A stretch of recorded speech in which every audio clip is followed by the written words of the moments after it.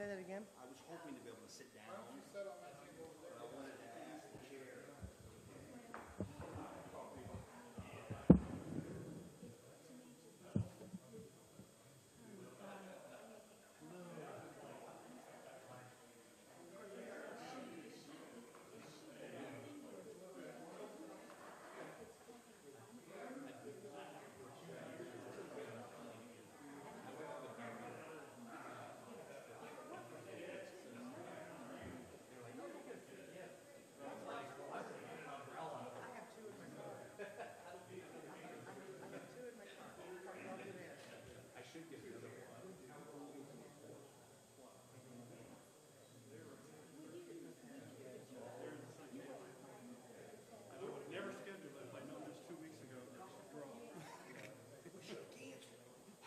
Yeah, that's what I mean.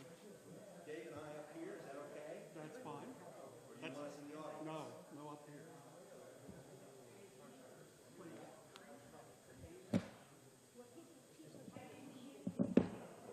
I'm used to sitting at that other table. You want to, well, I'm used to sitting at that. So is it you, Dave, or Landon coming? You can't, yeah, I will email Pam and let her know.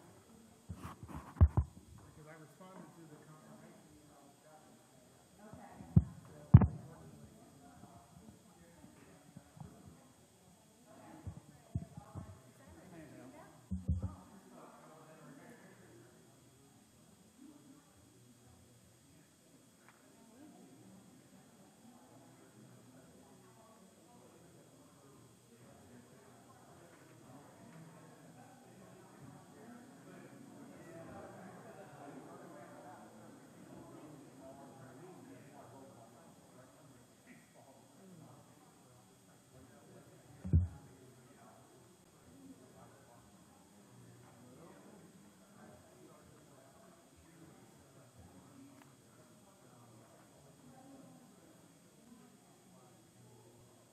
We're going to start in 1 minute.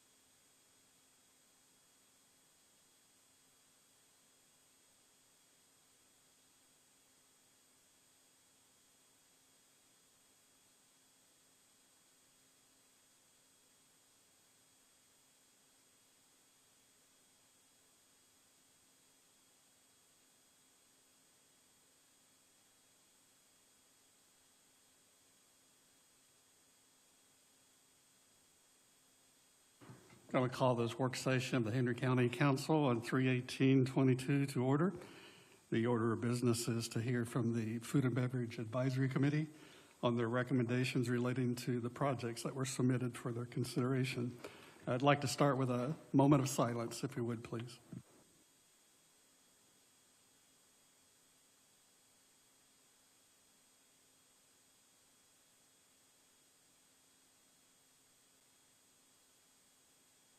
Thank you. Corey, I sent a letter of thanks. If you want to forward that to the committee, I didn't have the 8 members' emails. I had yours and Landon. And you said Landon, who chaired the committee, was unable to be here today? Correct, had planned to be here, but some changes in staffing today prevents his attendance. So for the audience and the committees, you may be aware, Landon was voted president of this food advisory at maybe your first meeting, and Corey was elected by the committee as vice president.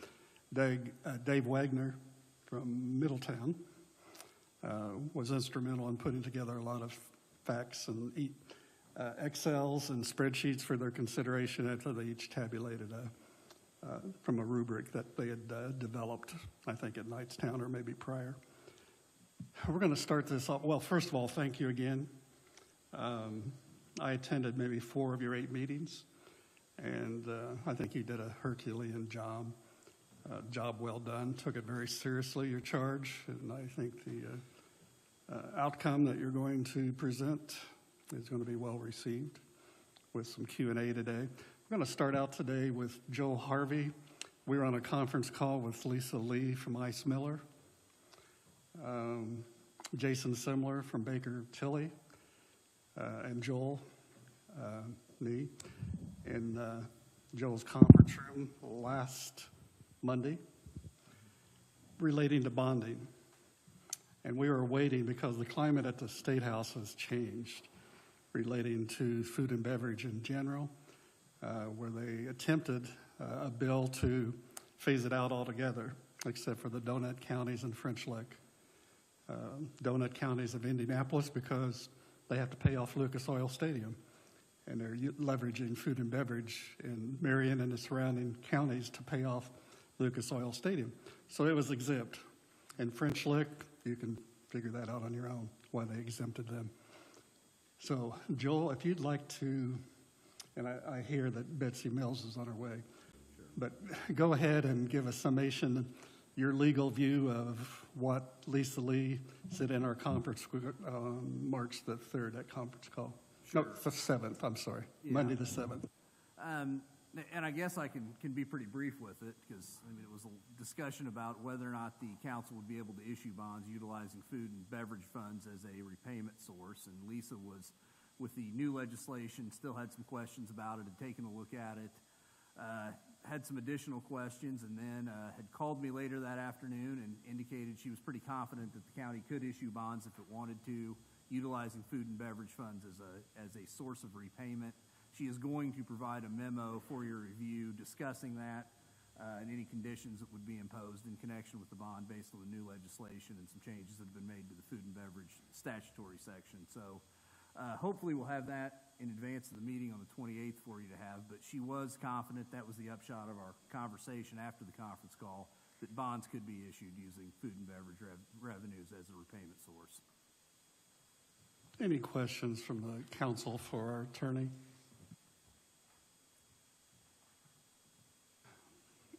Jason Simler was on the conference call because we weren't sure of Lisa's recommendation relating to bonding. Lisa wasn't positive during our conference call. Mm-hmm. She wanted to double check with a couple of colleagues that deal with this in a wider form throughout the state of Indiana. She had assured us they had lobbyists on the Democratic side and the Republican side at the State House, and they kind of have their ears to the grindstone. And the climate has changed over the past year. So she checked with her colleagues, got back with you the next day. She did. And that's when she gave a thumbs up that we can bond. I then turned around and told Jason to develop a new updated bonding document that he shared with us back in August of 2021. Because he said the amounts would change because of increased interest rates. And council, did you each get my email with the updated numbers? The 4.4 million went down to less than 4.3. It went down 115,000.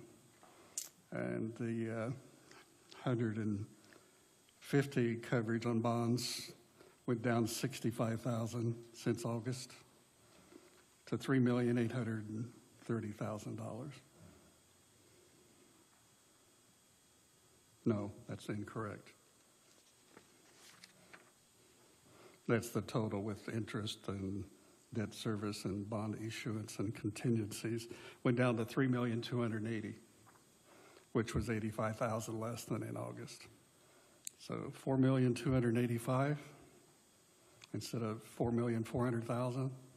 Scenario 2 with 150% bond coverage was $3,280,000, which was $85,000 less than in August, due almost exclusively to interest rate increases since August of 2021. Any questions about that, council? And if we didn't bond, the safety net figure went from 1.2 million to about 1.35 because of buildup of food and beverage revenue balance since August. They did not calculate in the 2021 food and beverage income because it was about $115,000 higher than the 5-year average preceding 2021, which was not anticipated, but they believed that was an outlier. So they omitted the 2021 figure, which was over 700,000, and we'd been averaging 614,000. Any questions about that? That was unexpected by them and us. So the last read I got, Joel, is Lisa was going to give a legal rendering of Ice Miller's view in light of the change at the legislative climate before our public March 28th meeting. That's correct. And you were going to follow up to make sure that I that will occurred. Follow up on the status of it, correct. Okay. Yep. So council, keep those bonding figures in mind because the Food and Beverage Advisory have two different scenarios. One was bonding at 4.4, which was the original amount back in August of 2021, and the other was 1.2, which we know now is 1.35 million. So that may or may not change anything you're going to present. But I'm going to turn it over now. If there, again, welcome, Betsy. I apologize. I was caught by the same train twice, so that was really fun and very frustrating. We've been there, done that. Yeah, Chad said he got your text, and I explained that you'd be a little late. Thank you. I'm going to turn it over to the Food and Beverage, and you can start however you're going to start, but I can tell you we all appreciate the hard work you've done over the last 8 months with very high pay.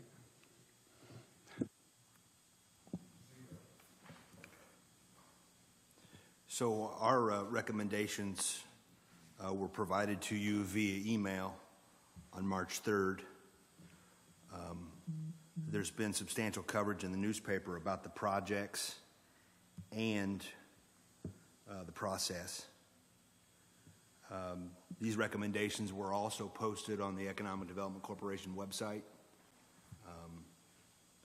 So it's been out there and available for public consumption and review. I think it's important to acknowledge the advisory committee names and how they were appointed. Susan Falk-Neal is a commissioner's appointment. Ron Chu, commissioner's appointment. Landon Dean, appointed by the Knightstown Town Council. Dave Wagner, to my left, appointed by the Middletown Town Council. Tammy Matney, appointed by this body. Don Davis, appointed by this body. Mary Nicholson, appointed by the City Council. And I was appointed by Mayor York. This serves as the committee's recommendation. As signed and voted on March 3rd, we had 6 members of our committee in attendance. Don Davis could not attend, and Mary Nicholson could not attend that last meeting. So it wasn't Dave Wagner's committee, it wasn't Landon Dean's committee, and it certainly wasn't Corey Murphy's committee. The committee comprised of those volunteers from a wide cross-section of the community by design. Geographic representation and, I would say, perspective, diversity. So our first meeting was held on August 10th, where we elected officers, and then we began to design the application process.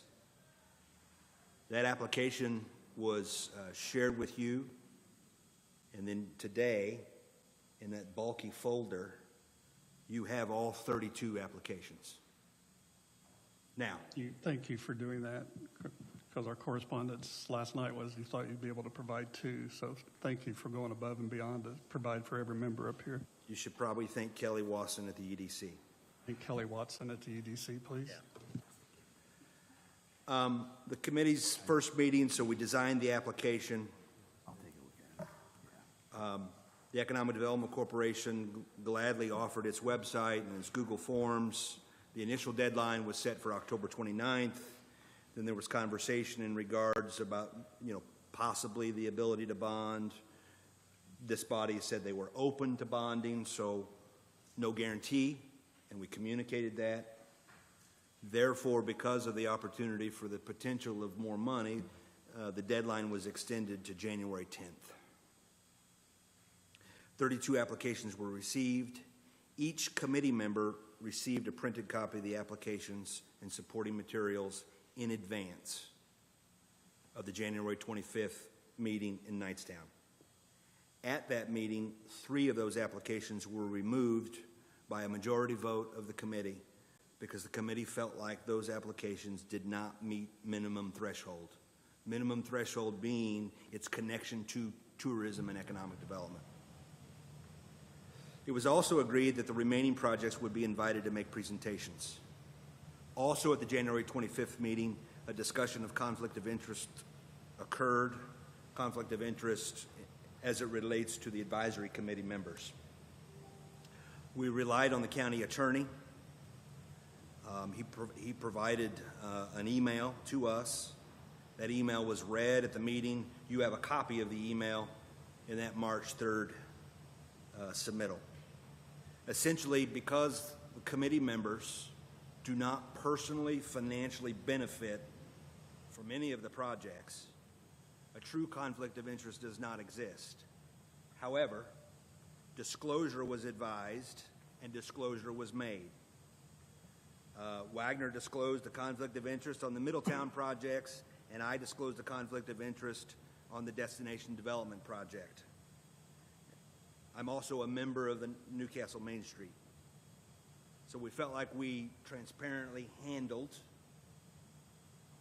conflict of interest issue among the advisory committee.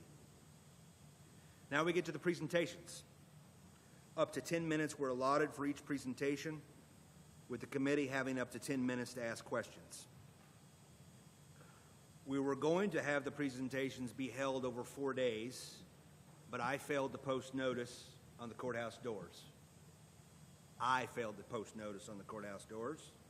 Notice was provided to the newspaper, and everybody knew about it, but we decided to cancel those meetings out of an abundance of caution. And so we decided to have late nights, including the applicants. One of the applicants said, is this a typo? And I said, I wish it was, because it says 9:30, right? And they thought maybe 9:30 a.m. And I said, no, it's 9:30 p.m. So the applicants were great in adjusting their schedules. The committee members were fantastic in adjusting their schedules. We had those here. We hired 5 After 5 Productions to film those presentations. Primarily, the reason why we did that was we wanted to be able to have a close-up camera. This room is blessed with streaming capabilities, but there's one camera, and you can't see facial expressions. And as we all know, communication, nonverbal, is just as important as the verbal. And so that's why we did that. Those were uploaded to YouTube. They're public. I've shared them on Facebook, and you have received those. Newcastle Main Street withdrew its application and did not present, so 28 applications were scored. I want to talk about the scoring process. So the rubric The committee decided that rubric. Mr. Wagner brought recommendations, created the framework, but the committee agreed to it. The applicants received this rubric in advance of their presentations, multiple times via email. I was very repetitive in the communication with the applicants, and it was all through email. Here's what's going to be expected at the presentation. Here's the scoring rubric.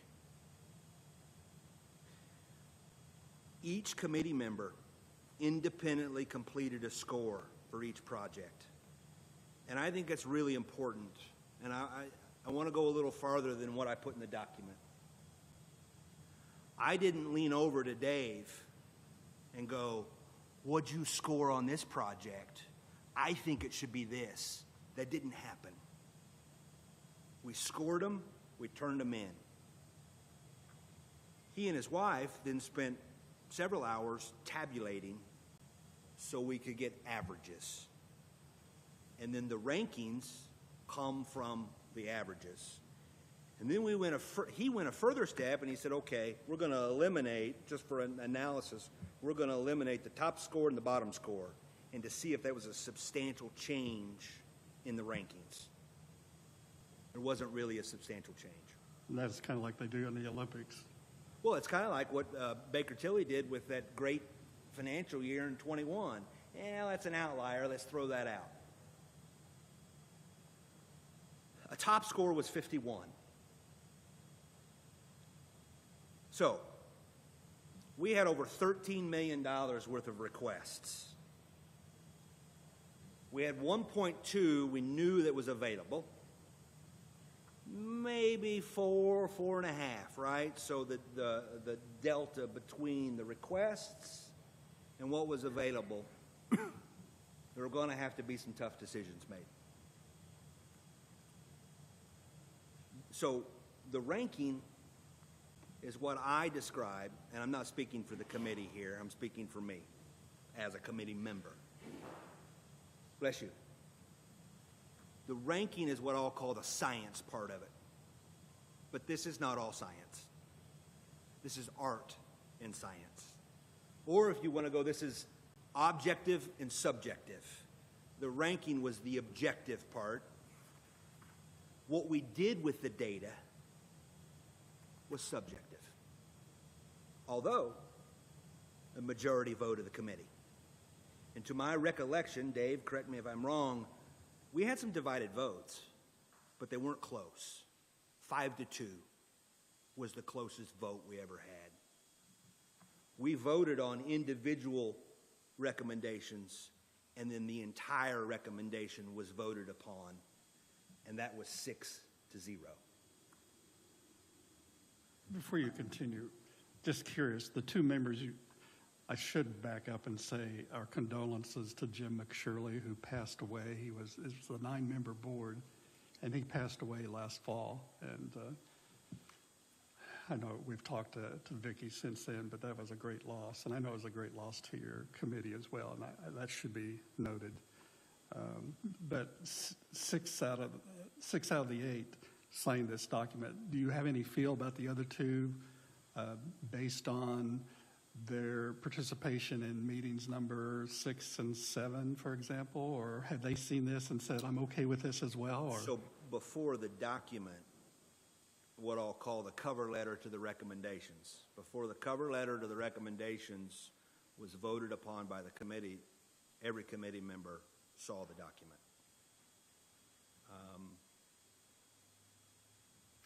Mr. Davis gave me a call before March 3rd, and he said due to some health issues, he just wasn't able to attend, but he was comfortable with the direction we were going.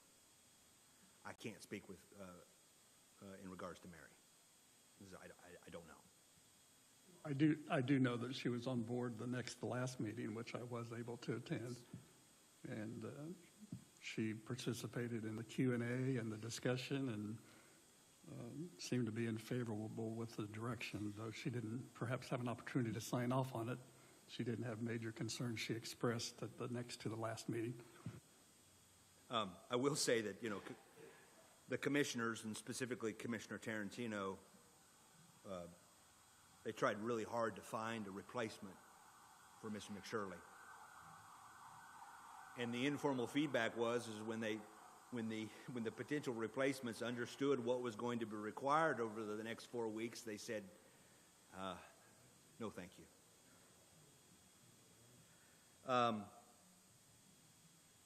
We also looked at greatest long-term economic impact for the dollar spent, greatest long-term tourism impact for the dollar spent, population enthusiasm for the project, and then on the negative side, appearance of conflict of interest, communities feeling left out, public opposition to a project, and appearance of fairness. I know the newspaper's here now, but, the coverage of our February 28th meeting, I included it in the document because if you weren't there, you could get a really good understanding of what happened by reading that newspaper article. And I will say the coverage of our March 3rd, our final meeting that appeared later on, so if you're wondering what happened, you can go to those two newspaper articles. Back to the process. The top 6 ranked projects were recommended for funding. Projects that received a funding recommendation lower than their requested amount, I was tasked to contact those applicants to see if they could still move forward with a successful project with the lower recommendation. All of those applications responded in writing and said they could. Geographic fairness and local impact also played a factor in the remaining recommendations. What do I mean by that? We didn't just simply go down the scoring. Because if we would have done that, then the recommendations would have been largely in Newcastle. And we felt like that the rest of the county, even though Newcastle is in the county, the rest of the county needed to have some consideration. And the impact for a project in, say, Louisville or Kennard, there's a really great impact in those local communities. And the committee wanted to recognize that. So that's where the art and science of this, or the objective and the subjective, played in. No matter what we would have decided, because of the delta between the requests and the amount available, it's kind of like the basketball official, right? It's going to make some people mad almost every time you blow the whistle. But I'm really proud to be a part of this process.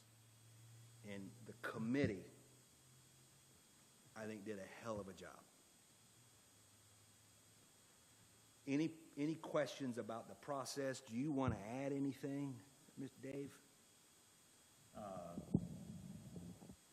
Not about the process per se, but the committee itself. Couldn't have asked for a better group of people to work with. We didn't agree on every single issue, but at the end of the day, we all still liked each other, and that's what I call a win. That's our goal up here too, is to disagree and not be disagreeable. So you have some spreadsheets there that Mr. Wagner created. The committee approved, but he did the legwork. And so you have our recommendation based on $4.4 million being available with an alternate. You have our recommendation if you only want to award 1.2, and then you have all of the projects that we scored highest to lowest. You said, I'll start off with some questions. You said the top 6 were your top 6 committee scores in order. Jordan Arena is the Saddle Club, is that correct? Yes. Lower Diamond, Little League? Yes. Basketball Hall of Fame expansions, self-explanatory. Artistry, this is the Art Park Pavilion. The roof and the infrastructure is at risk of being blown over, I understand, and leaking. That's the pavilion.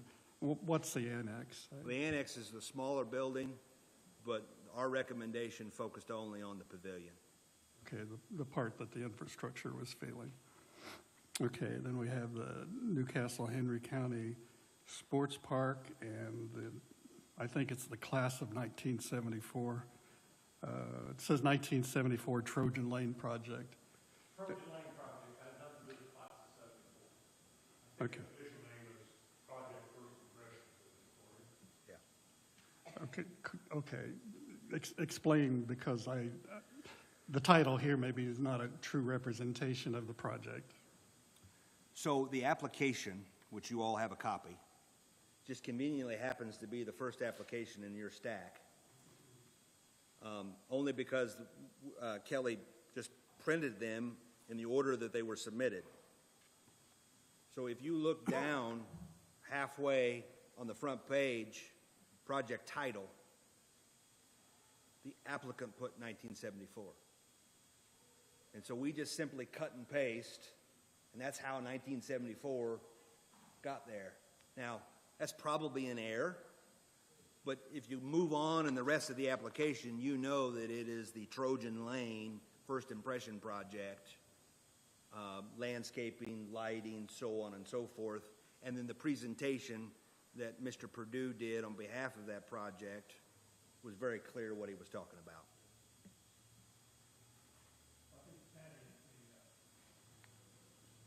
Middletown that I attended alluded to the class of 74, and that's where I made my confusion. I blended it together in a contraction and it needed to be separated. Well, the out. class of 74 is kind of like the mafia, right? I'm not going to comment on that. They looked like pretty fine people involved in your, Notice I didn't turn around to make eye contact. but yeah, you've learned. So the top six are in order. Of using your scale, your rubric, the compilation of all the members, done individually, scorecard, using your rubric. And then it started going out to the other areas that you mentioned, spreading out throughout the county. So we looked at, yes, we specifically, so this would have been on the February 28th meeting. We looked at Middletown Bouncing Back and Honeybee Electric Path. And the committee's perspective on that was there was no real way to scale an investment and complete a project. And so the committee voted to eliminate those two from the recommendations. Were they ones that you double-checked to see if they could We did not. do less because of what you just said? Because the committee decided that it was time to branch out across the county. Corey specifically asked during the presentation for the Honeybee Electric whether it was scalable at that time, and he indicated that it was not. And just conversations that I've had with Steve Thompson about the Middletown Bouncing Back project, you can't build half a giant basketball. It just doesn't make sense. Yeah, the Middletown Bouncing Back project was to create the world's largest basketball as a tourist destination with our new county's tourism theme. To go along with the world's largest basketball shoe at Steve Alford Inn in the Hall of Fame. Well, the current, it's a phenomenal project, right? So this is the beauty of this process is you get a lot of passion and enthusiasm from all across the county. And, this was to tie in with our tourism brand and give another stopping point in our county. The largest basketball now is in Memphis, somewhere a city in Tennessee, and so Knoxville. there we go, Knoxville. And build it larger, and you connect it with the Hoosier Gym, the Hall of Fame, the outdoor court at the Hall of Fame, the mural in Knightstown, and you really, but it just wasn't scalable. So it'd branch out from the entities that are, well, the world's largest high school field house, the Indiana Basketball Hall of Fame, the Hoosier Gym going to the southwest, and the world's largest basketball to the northwest, branching out from those. That was part of their presentation. Right. And I think most of our committee, our council have viewed those. And I want to say the 5x5 productions were very helpful in seeing, hearing, as well as seeing the PowerPoints on the YouTube version. So you skipped Middletown bouncing back. I'm looking at the third page, your highest to lowest. You skipped Honeybee Electric Path, and you skipped the Expo Center. That's the top 14 by your scores. And I should ask Dave, what is the T over B? I asked that of Corey. And That's the average score with top and bottom scores removed. okay. So that's done on that one, but it wasn't done on your page. It's 4.4 million, or the page that's 1.2 million. Is that correct? Because they don't have the TB afterwards. Correct. Did you find out that had much of an impact in 1 through 28? Really, it did not, and the committee determined that we should just use the final score to select the projects for the 1.2 and the 4.4 list. That's why they're not on there. I could certainly unhide those columns and email those to you. Okay. I did not know what the TB, and it wasn't in that last meeting, so I just had to ask that. Top and bottom removed. What was the reason the Expo was in the top 14 of the 28? What was the explanation for that? Was that a scalable issue and the amount asked, or what was the reason? Well, so we'd scheduled, so after the presentations, to give him time to create the data. And the data became a framework and a starting point to arrive at the recommendations. And so if you recall, if we just simply went on ranking, much of the funding would have stayed right here in Newcastle. And we felt like that we needed to branch out and spread some investment or recommended investment across the rest of the county. And so in the timeline of the committee making these decisions, when we got there on Monday, February 28th, the committee decided that we're going to move on to some smaller projects. The committee did not vote to eliminate the expo on February 28th. The committee did vote to eliminate from the recommendations Middletown Bouncing Back and the Honeybee Electric Path. Yes. So we just simply needed to move geographically and talk about other projects in other areas. Now, a specific conversation about the expo occurred at our public meeting on March 3rd. And the committee had questions in regards to scaling. You know, it was a $3.7 million, in round figures, it was a $3.7 million ask. The maximum amount we would have, maybe, is 4.4. If you go back to the objective part of this, it scored in the middle of the pack. Where we want to go on this. And so during the public presentations, I requested a breakdown of the 3.7, and I received that. And I promptly shared it with the committee members. We reviewed that on March 3rd at our meeting in Middletown, looking for a way to make a targeted investment. There wasn't representatives from the expo present. The committee decided to move on to other projects and make some decisions. Is that fair?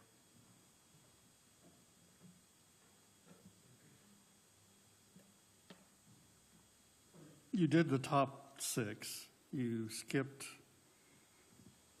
Middletown bouncing back for the reasons you stated, Honeybee Electric Path for the reasons you stated, the Expo Center for the reasons you stated, and the rest of it was spreading the wealth around the county, as I understand it. Okay. Other questions from the council?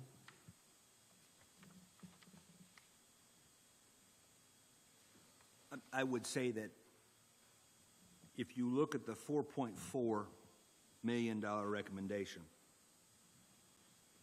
Which is actually less than 4.3 if the council votes to bond at that level. so the Building Future Memories, which is the YMCA project, and the Historic Shelter House as an alternate, and the Expo that's not on here, those 3 projects, those 3 larger projects on the larger side of things. So I'll repeat, Building Future Memories, Historic Shelter House. We even talked about the Middletown downtown signage or lighting project in Middletown, and the Expo were all talked about at the March 3rd meeting because we needed to complete the 4.4. We had about $300,000 left to allocate at the beginning of the March 3rd. We talked about those projects, and the recommendations speak for themselves. YMCA at a partial funding, and an alternate, the Historic Shelter House.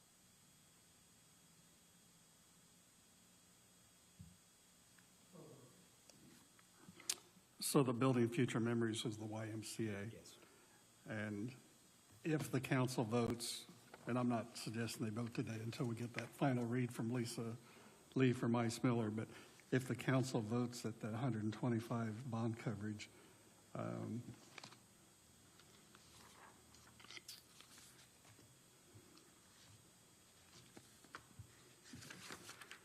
we actually have, I'm going to refer to Chad because he can do this in his head and I can't. Instead of 4.4 million, Chad, we have 4.285. In other words, 4,285,000. That's a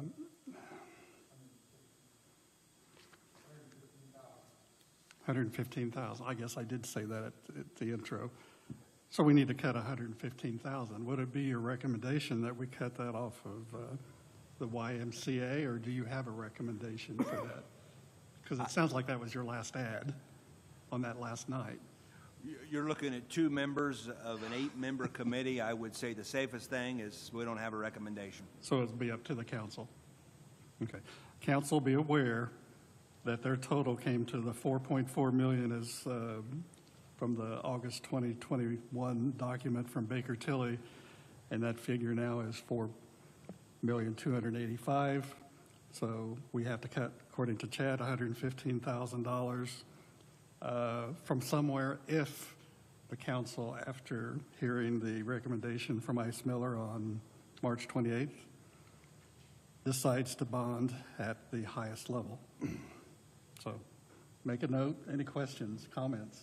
I just wanted to make a quick comment that I guess goes without saying that we can bond at not just the 2 options that Baker Tilly provided for us, but lower than that as well.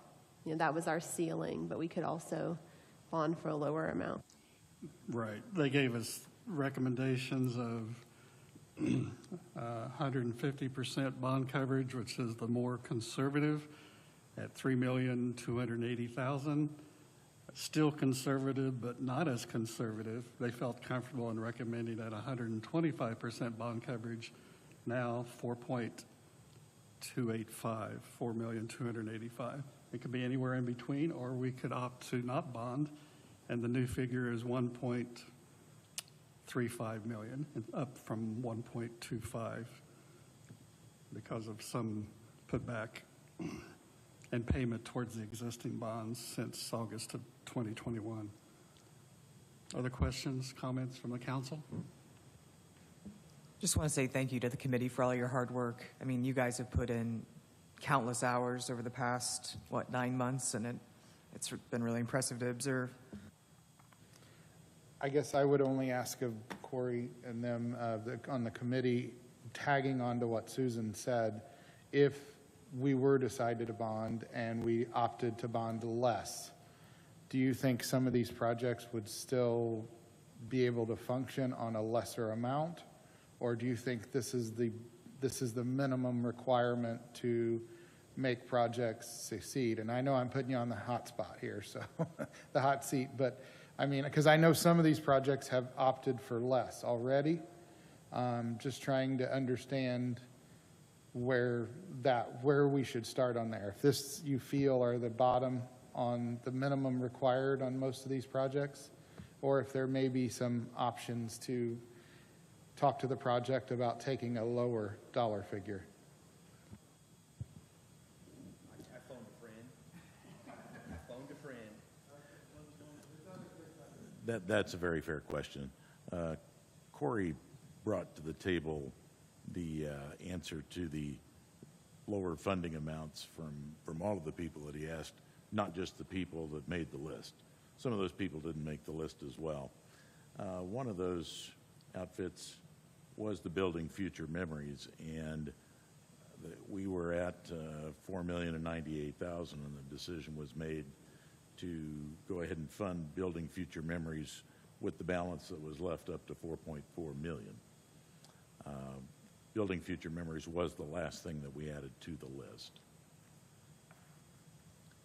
As far as whether any other projects could function with a smaller award than that, I don't know that we asked that question. The two recommendations are in order. I mean,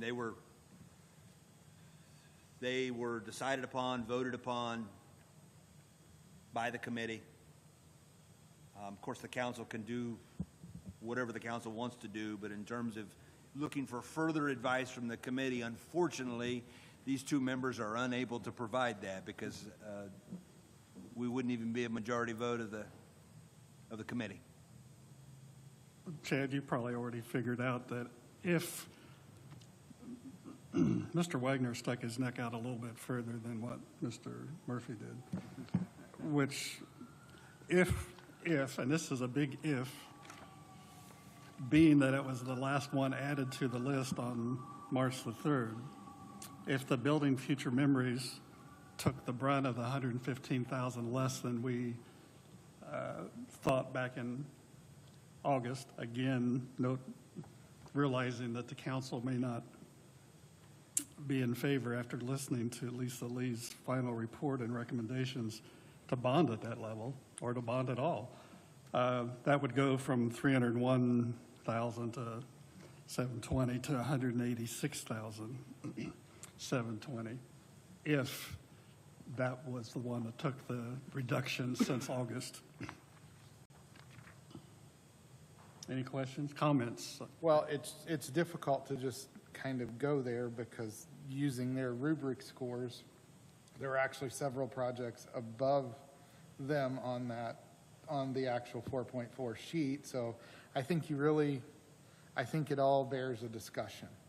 And then can the larger projects towards the top of the ticket, can they take a reduction because cutting out a project that only asks $20,000 or $50,000 is a huge hit, but can we cut $20,000 or $50,000 out of a $2 million project?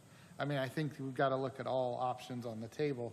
That's why I just wanted to understand if that was known, if this was the bare minimum requirement, or if they might be willing to have a discussion and find out if can we live with X dollars less than this project. Because I know several, it seems like, what, 4 or 5 of them at least have lowered their expectations from the initial ask to the recommendation spreadsheets.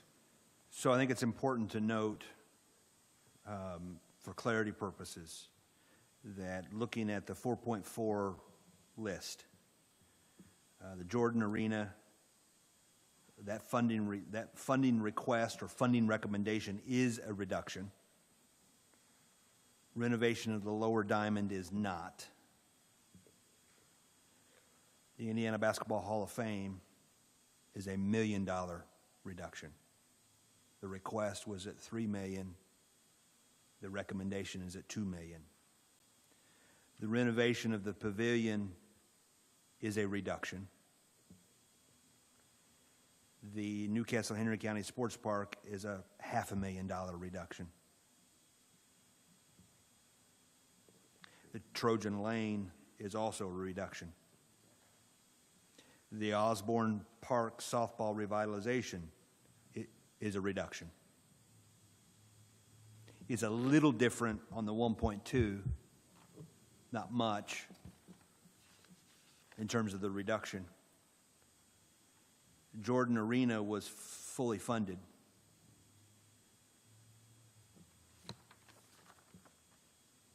Is there a reason for that?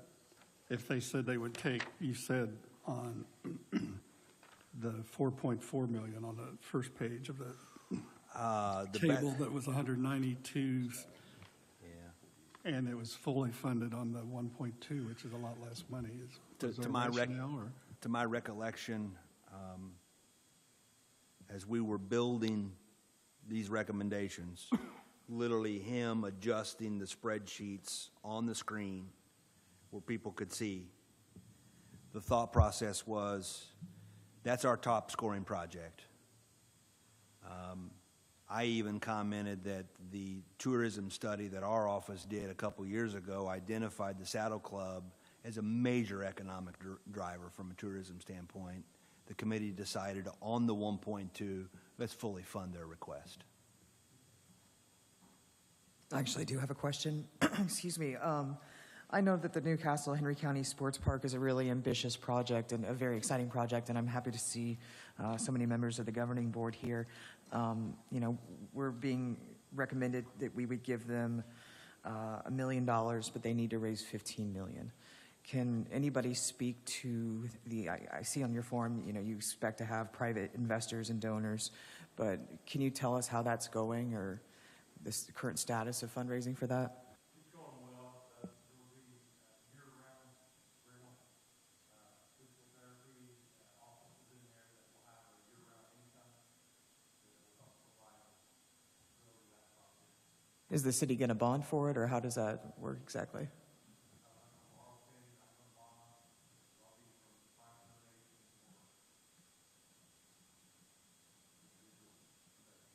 Sure. Thank you. Can you share how much you have on hand or promised, committed?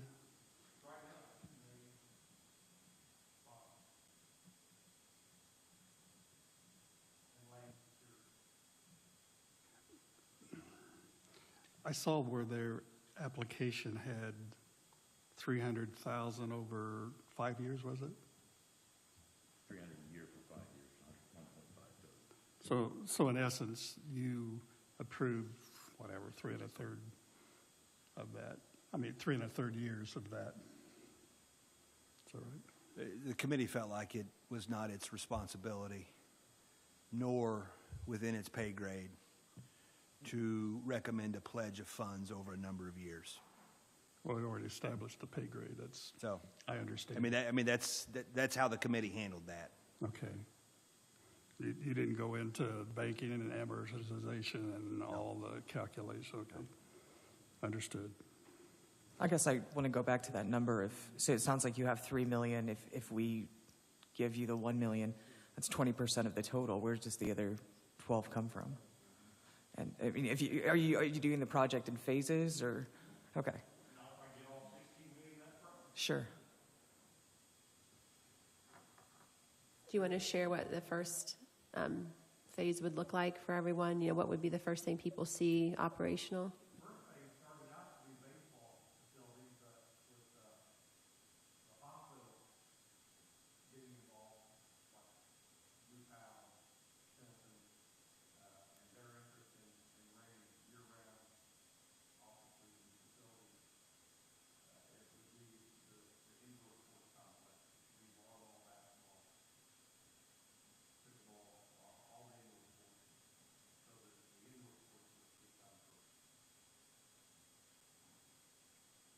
Do you see revenue from that being able to help fund additional, the additional pieces that would be created? Yeah.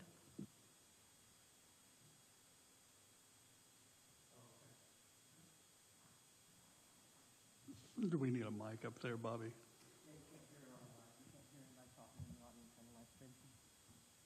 Okay. That was the advantage of 5 after 5 too. I mean, it just was, it was just very easy to hear and understand. Which, speaking of the 5 after 5, the Economic Development Corporation paid for those services up front, knowing that it was at risk. It was important to the process, but prior to making that decision, I had a conversation with your president to see if it would be appropriate to make a request for reimbursement.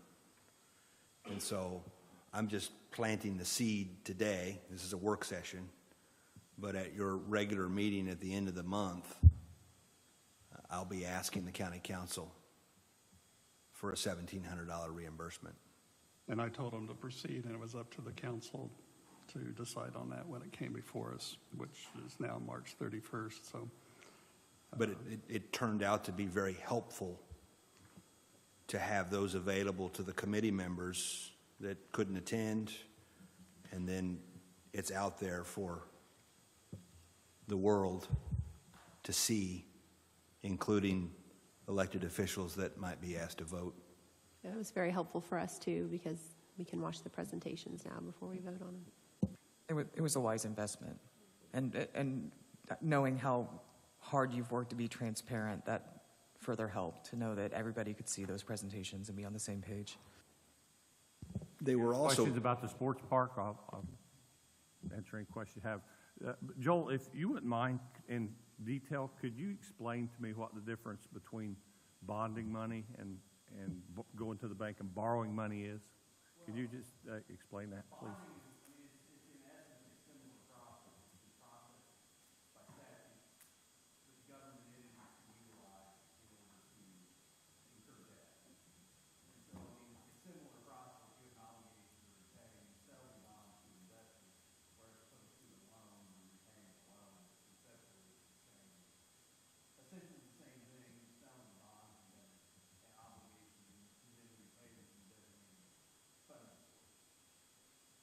Thank you. Is the interest rate more favorable for one versus another typically, or?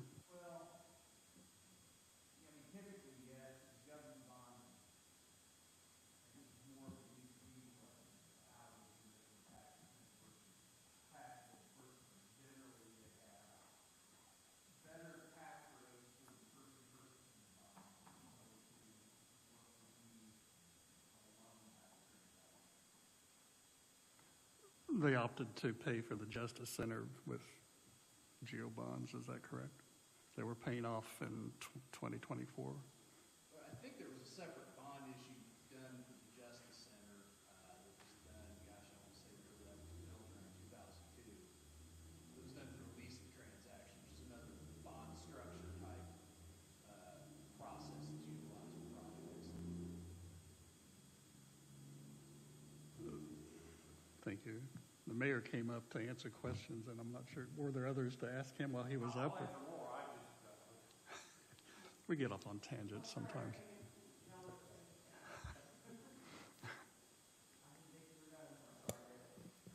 I'll answer more if you have any questions. I'm good. I have down here. Hi. Yeah, that's okay. It's all right. May I ask about the bond document that you were referring to? It's okay to ask? Yes. Okay. It's going to come before us either on the 20th Well, yeah, or the but I mean, 31st, so we need to have some. It's your meeting, right? I'm a guest here. Do the amounts incorporate the cash on hand? In other words, from a practical perspective, the bond is going to be a bond amount that includes the cost of issuance. And then Baker Tilly always says, here's net available money for proceeds, meaning for the project. So that's the number that gets to get invested in the projects if you all choose to bond. Is it that amount plus the 1.2? No, the net proceeds for the project is 4.285. Does that include the 1.2 on hand? It did not originally, because I know our number was 5.6. So I'm not sure how to read this either. That may be another Lisa Lee question, unless Joel can Our, step in. our total, maximum number before was 5.6. And it's nearly 5 now. The other thing I was the 1.2 looked at as part of payment source. Understood. Yes. Understood. 4.4, you're banking that. Right. Pay off bonds over. All right. There's always cushion. There's always debt service reserve. I just, for my own curiosity, how does the cash on hand play in a bonding scenario? It's okay. We can Well- wait until Baker Tilly and Ice Miller's here. And I can address that on scenario 1, which is the 4.285. In 2042, they show accumulated cash on hand, $7,092,000. Because each year it goes up about 70 to 100,000 in cash on hand after paying off the bond. So there's $7 million at the end. That's page 3 on scenario 1. Yes, Harold.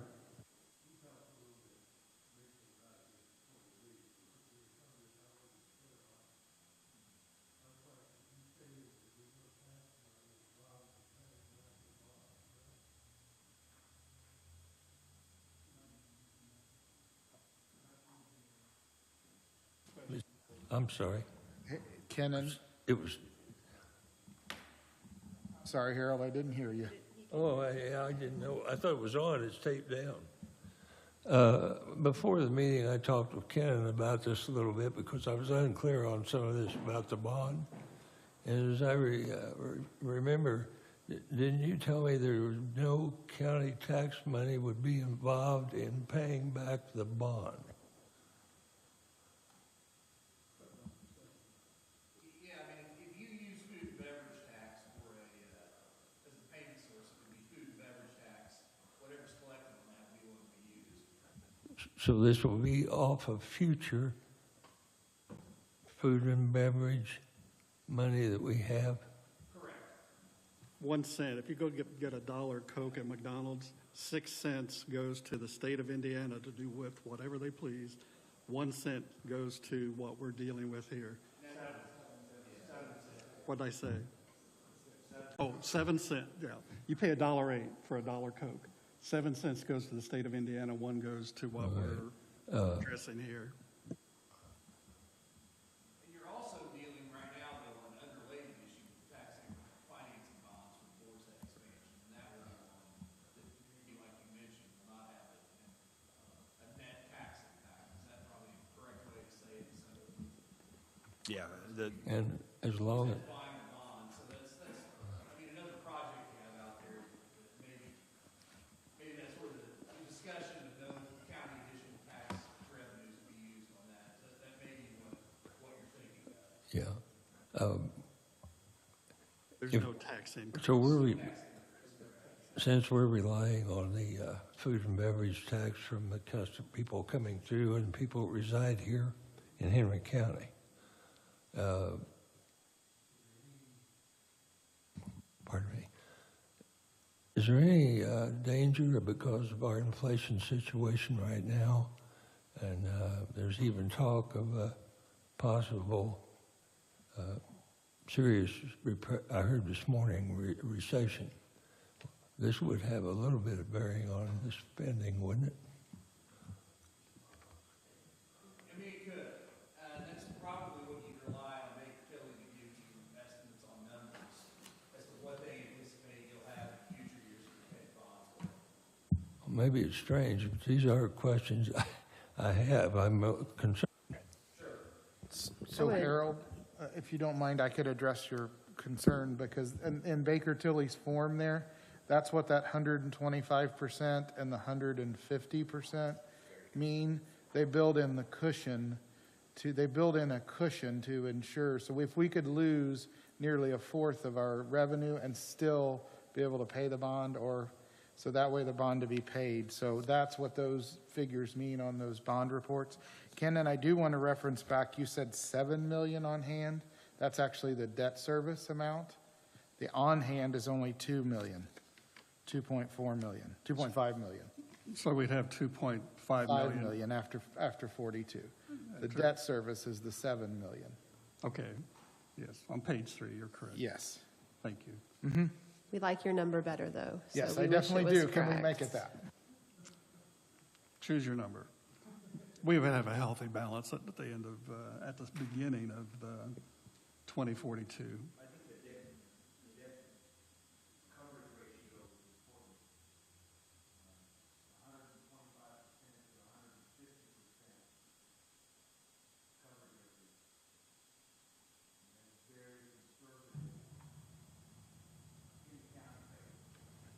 Yes, I agree. That being said, we also have to keep in mind that we would have a healthy balance if we didn't spend a single dime.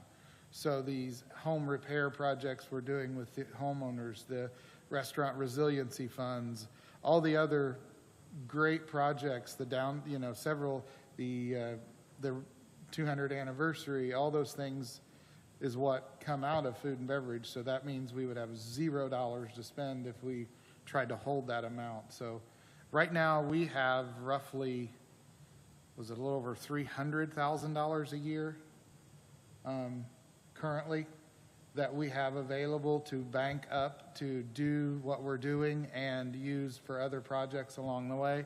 This would reduce that by 2/3 nearly, over 2/3. I think we have almost, was it 356,000, or this is a number sticking in my head.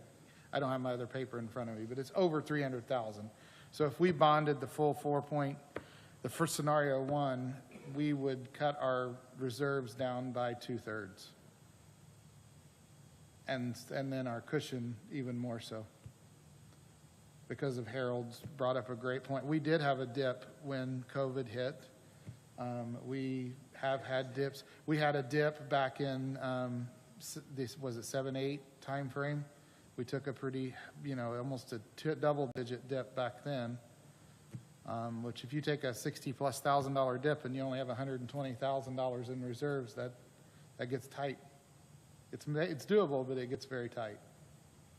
This July, we'll have 1.45 million balance in food and beverage. That's from their August. They didn't do that same chart for this week. But 1.45, and that's why the recommendation came back. If we didn't bond, we'd have 1.35 available if we didn't bond. I will add, and Lisa will reiterate this will be our last opportunity to bond. She's pretty sure that bonding will go away in the long session next year. May I speak to that? Pardon? May I speak to that? Yes. So I'm not disagreeing with Lisa's opinion at all, but the way our state Senate delegation voted multiple times for the language in Senate Bill 390, which ended up getting amended into House Bill 1002, and then Dr. Brown and others in the House, that language did not appear in the final version due to the conference committee process. But I want to go on the record for the third time that our state Senate delegation voted for that. And so my point is, I think there's an opportunity, particularly with Senator Rotz, to go on a tour of the county and show all of the great projects that food and beverage has partnered, not solely funded, but partnered, and say this is the type of tool that allows Henry County to invest in itself, have the opportunity to invest in itself for a higher quality of life. And the projects are phenomenal. And then you show them the list and send them to YouTube and say, just look at the enthusiasm for the projects. Maybe help us out next time and defeat that legislation that's going to come back. Thank you, Corey. I know I opted to view I couldn't view live. I was several thousand miles away, but I viewed the 5 after 5, and I thought the enthusiasm of every presenter reminded me of the Stellar when multiple parts of the county came together for a common purpose, and it brought the county together. So I haven't seen that since Stellar. So that was a positive. They put their heart and soul and a lot of research into what they were proposing, as you did, accepting those proposals. Other comments, questions? Council?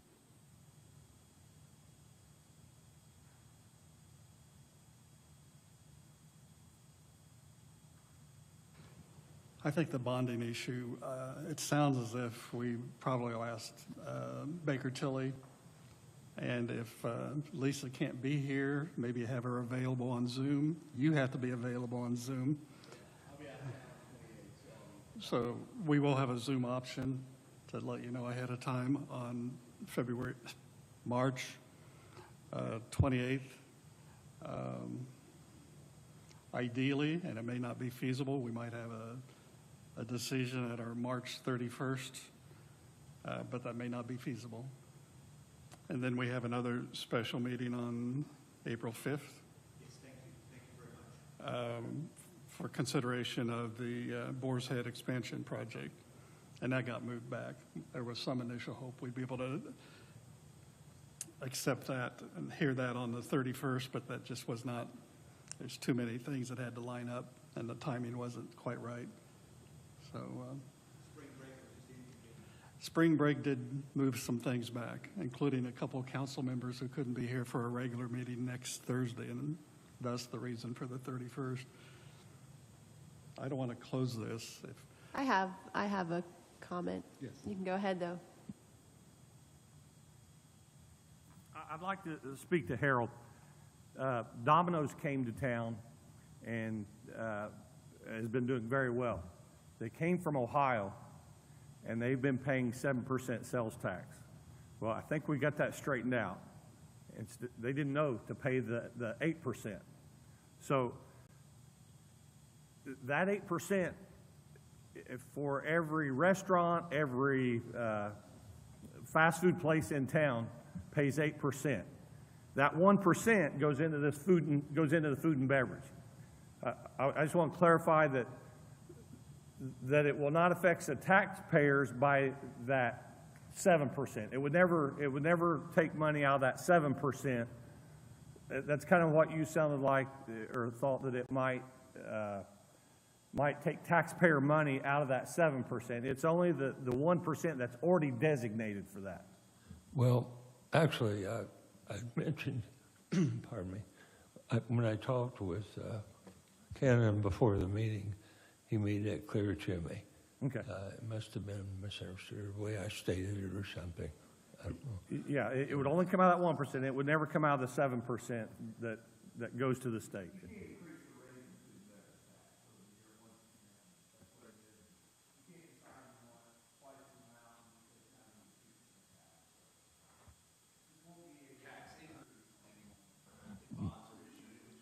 By the way, and my comment I was going to mention that I made earlier, you never know. I mean, you have a lot of politics on news and all, but this individual who made the comment that there was a possibility we could have a major recession, he identified himself as making a non-political statement. He said, I'm going for my knowledge. And I can't tell you the name, but I just wanted to mention that. I'm not playing politics. I hope he wasn't, but he said, just his own, from all his experience and study. So I just want to make that clear. I see Chris May out there.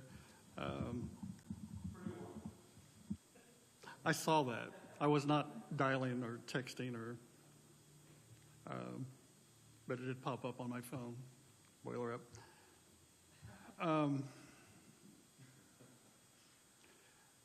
Between the sports park and the Basketball Hall of Fame, which is the reason we have food and beverage in the first place, that's roughly half of the 4 million, not quite, it's three quarters, 3 million out of the 4 million. I listened to the 5 After 5 productions again last night, and it seemed like I heard numerous projects saying it'll get done with or without, but this would help tremendously. What was your take, because you have the largest recommendation on that? And by the way, that video you shared last evening was phenomenal. And I've actually seen more San Antonio Spurs games, don't put this in the paper, than Indiana Pacers, because my son was a tremendous San Antonio Spurs fan. There's no shame. I've actually probably seen more games in San Antonio than Pacers in Indianapolis, but definitely don't put that in the paper. But when you had Greg Popovich on this video espousing the Basketball Hall of Fame and the governor of Indiana and whatnot, it was impressive. But tell us the $2 million, because that's by far the largest chunk being recommended. Do you need the $2 million? I know you're not going to say no, but Yes. When you look at a finished project for our behalf, it's going to be at least 5 and probably 6. If you look in the proposal, the information we provided, we had the architects back, and the structure in 2018 was at just under 1.9. Of course, those costs have done nothing but go up and up and up. Our request is essentially help us build the structure. Truthfully, the $2 million now is not even a fully built structure. And then we embark on exhibits, the technology, the wow things that impress people, the advertising and marketing that goes into bringing more people here. But that was the essence of our request. And those are the big picture numbers. We have on hand a significant portion. I also feel like a lot of other projects are stretching to meet their 20%. You know, when this is all said and done, if the recommendation comes through as it's being presented, the Hall of Fame is still on the hook for probably up to 60 or 70% of the overall project, if all is said and done. and I see you weren't fired after that presentation, as you were hinting might happen with your partner to your left. So we're glad to hear that and see you here. Do you have another comment, Corey? Not speaking as the committee, because the committee didn't vote on this. But the impact of the Indiana Basketball Hall of Fame cannot be measured in visitation only. It has to be measured in earned media. Earned media is media coverage that you don't have to pay for. And it is a tremendous asset for our community that this community went to the legislature to get food and beverage so we could win the site selection process in the mid-1980s for the Hall of Fame to come here. And so with my tourism hat on, basketball lives here because of the Hall of Fame, because of the Newcastle Fieldhouse, and because of the Hoosier Gym, but that's the only one, you know, on the recommendation with the direct connection to our tourism brand. But it's not just visitation, it's earned media. That's a good point, because I was going to, as an asterisk to Chris's question, I was going to say, I recall Mr. Garner, God rest his soul, is that the correct name from Hoosier Gym? Bob Garner? Yes, Bob Garner. And his video on the Stellar video saying they brought in 60, 70,000 visitors. That includes players at the tournaments, I assume, versus the Hall of Fame, quite a few less than that. So you're saying don't measure just the number of people through the doors. Correct. You have to look at both. You have to look at visitation, and then you have to look at the opportunity for national news coverage. And the most recent example has to do with the Hoosier Jam during the college football, the one that I'm aware of. I'm sure that if asked, Mr. May could provide numerous examples of national news coverage for the Hall of Fame that our county, our community wouldn't get if those assets weren't here. And it's kind of like, you got to dance with the one that brought you, right? Well, it's basketball. Even if you're a football fan, it's basketball in Henry County. It's basketball in Indiana. Yeah, I assume that was a major coup to get the Hall of Fame to Newcastle, Indiana. But Very competitive. There were yeah. other communities fighting for the Hall of Fame in a huge game. They were moving out of Indiana. I was in grade school at 9 years, but I studied history from cycling. It was a cycle at the time. And our community put together a heck of a faculty one. Well, our community, my understanding, the late middle 50s, when they moved the high school out to its current site, they did not include a gymnasium. And the community built that field house, the largest in the world high school. It is now again, largest capacity in the world, and it is a draw. A lot of people come to the Indiana Basketball Hall of Fame, and they come over to the field house just to see it, and we have to let them in because it's locked up. But yeah, basketball does live here. You had the Hoosier Gym and the movie Hoosiers, and it's quite a draw. And I've mentioned before, the Ball State did a study for Stellar and shared it, said the most underutilized asset that you have is tourism. Said you really need to promote that more because you have sites that you probably under promote, and they listed 20. Hall of Fame, Geyer Opera House, Hoosier Gym, Birthplace, Summit Lake, Westwood. They just kept, and the list kept going, the trails, the YMCA, the Arts Park, and we were just all, because there were like 20 really wonderful sites that maybe we don't promote, but I think what you're doing in the new tourism and EDC together, it's working on that. And we've got a bicentennial. How often did that happen? The answer is every 200 years. That's phenomenal because Indiana, statehood in 1816? 6 years later, here we are in Henry County, Indiana, and this bicentennial is a very special event. I think the governor put 200 some odd millions in the bicentennial of the state in the budget a few years ago. And you only asked for 50,000. From a procedural standpoint, the rest of your meetings, I don't know that you'll have committee participants here.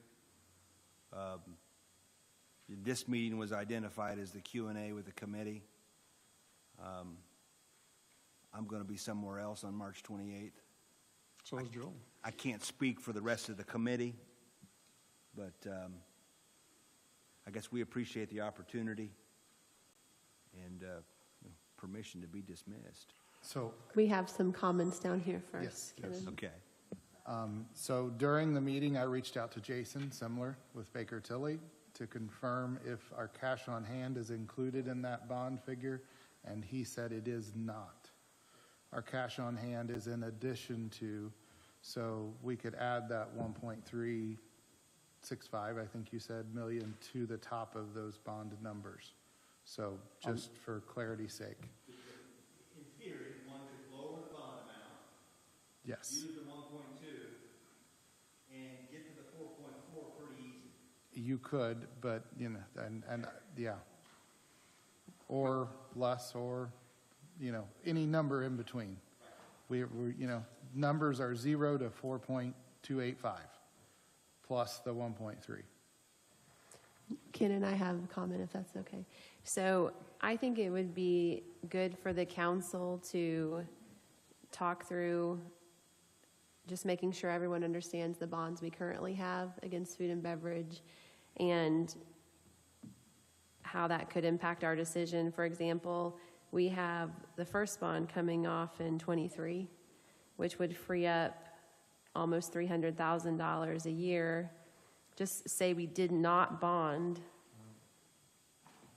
Chad's going to jump in and correct my numbers here. I'm going to jump in just because, keep in mind, we're paying interest only on the 2015 bond. So we pay principal and interest. So its payment, while the 2012 bond falls off, the 2015 bond is now P&I.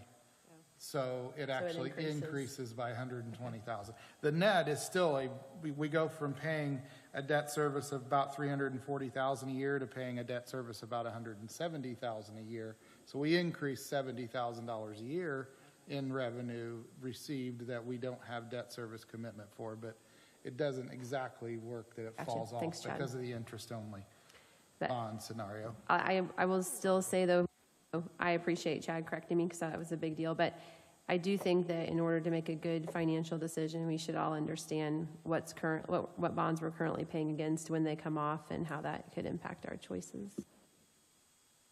Does the council have any other recommendations other than me to request both Lisa Lee, if possible, to be on Zoom, and Jason similar, if possible, to be on Zoom or in person? And we know Joel on the 28th is making himself available via Zoom, that you think those kinds of questions can be answered with those three experts? I agree that I think it would be advisable to have them available. I mean, I appreciate Jason texting me back that quickly, but it's nice to have somebody sitting here to ask the question directly too. Any other suggestions before we respond to the request for dismissal? Anybody else want to say kudos to this group who has done a phenomenal job in the last 8 months? Thank you. Very appreciated, very professional. Sorry, Corey, I do have one thing before we dismiss you. He's an attorney, say no more. Was there any consideration as I reconcile the rankings as far as why we have food and beverage here in the county and the funding here for it based on the Hall of Fame? And was it given like, hey, committee, this is the benchmark for why we have funding the Hall of Fame itself? And because there were some subjective measures that went into the recommendations as far as guidance to help make those decisions, like, all right, this is why we have the food and beverage money to begin with for the Hall of Fame, just from a general perspective. So the initial meeting in August, last August, the history of the food and beverage tax was provided. And of course, you can't talk about the history of the food and beverage tax in Henry County without talking about the Hall of Fame, because it's part of the history. But in terms of how the committee scored the Hall of Fame presentation, it was on impact. It was on impact to the community, and as I've previously stated, we independently scored and turned those scores in, and it wasn't number one, but I think it was like top three. Did that answer your question? Yes, it did. And before you go, I'm not an attorney, nor do I play one on TV, but part of what went into your scoring on the negative side was appearance of conflict of interest. You addressed that. Communities feeling left out. You addressed that because you went beyond Newcastle, center part of the county. Public opposition to the project and appearance of fairness, I would fall in what you describe as the subjective rather than a quantitative. Can you address that and how much that played into the decision making, if at all? So I'm gonna phone a friend here. The scoring was based on that rubric, which is on the top of page 2. Right? That's it. We each had a score sheet, put down a score, didn't talk to our neighbor. turned it in. The things that, the positive and negative, were items that Mr. Wagner suggested as the committee is formulating and deciding its recommendations. We should keep those in mind, and then I'll let him add on to that. Yeah, the numbers are what the numbers are. I mean, we've talked backwards and forwards about how the numbers were generated, but then we had to take that collection of numbers and turned it into a final set of recommendations. So at that February 28th meeting, I injected a slide into the presentation that had those things that we should bear in mind while we were formulating the final recommendation. Those were not part of the process at all prior to February 28th. Thanks. And that was one of the 4 meetings out of your 8 or however many you had. You probably had more than that. And I saw that slide. I did not hear any of the conversation of any of the committee members bringing those topics up during your prioritization. I think your first nights of prioritization, which I think was the majority of the final projects that you shared with us on the spreadsheet and you mentioned today. Is that fair to say that played a minor role? Because even though you shared that in writing and on your slide, I didn't hear any conversation and waiting and which projects should be funded and which ones should not be funded, or which ones could be cut and which ones could be eliminated. Is that a fair statement, or am I missing the mark? I think so. I think it certainly probably helped tint the lens that we looked through in evaluating the totality of the projects, but I think we got to the 90% mark just using the numbers, and then we backfilled with as many projects as we could fit in to what was left. Very good. Sounds like the weighting was in the quantitative versus the qualitative / subjective. And that's what I sensed from the night next to the last night. They're very methodical. So again, thank you. And how long ago was it that you asked to be dismissed? 10 minutes ago?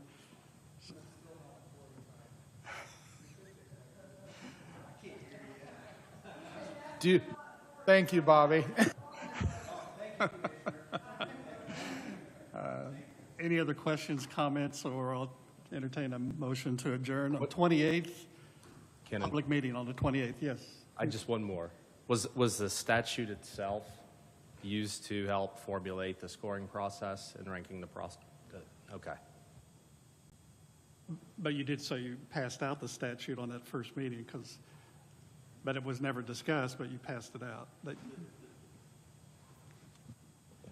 Very fair question. The decisions were based on that rubric.